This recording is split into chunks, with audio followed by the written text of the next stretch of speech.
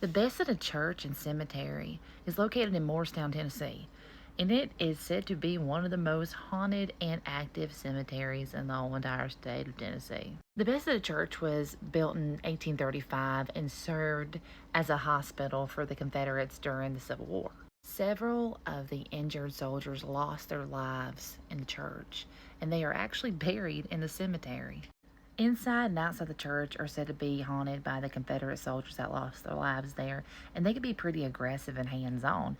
Like they are still protecting the facility, or they are still in the mindset of war. It's said that these Civil War soldiers don't like people from up north, especially if you are near the church or around it and you speak and you have a northern accent. Well, that is frowned upon to them because they will react. People have been pushed, they've been shoved to the ground, and well, pinched and poked by an unseen force or hand. These soldiers have been reported as being full body apparitions. They have been heard, felt as cold spots, or just an odd presence of someone feeling kind of vengeful.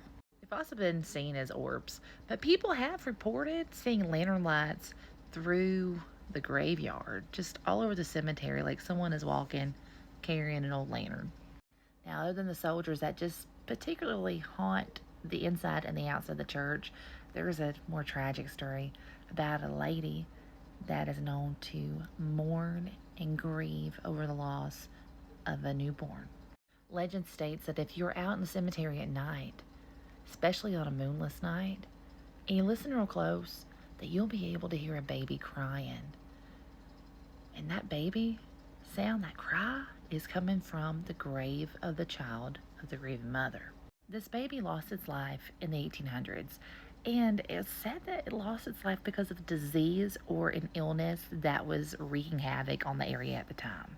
The grieving mother's spirit is said to be more hysterical and more pronounced when there is a small child in the cemetery because it reminds her of the child that she had lost. But oddly enough, if the baby's presence is still there crying at night, you would think that the mother's spirit would be trying to comfort that one. I don't know, just a weird thought.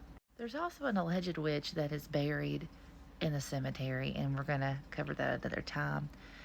If you've got a story about the Bethesda Cemetery and Church, I'd love to hear it, because I know there are so many different spirits that haunt the cemetery, and maybe you've got a few that I haven't heard yet.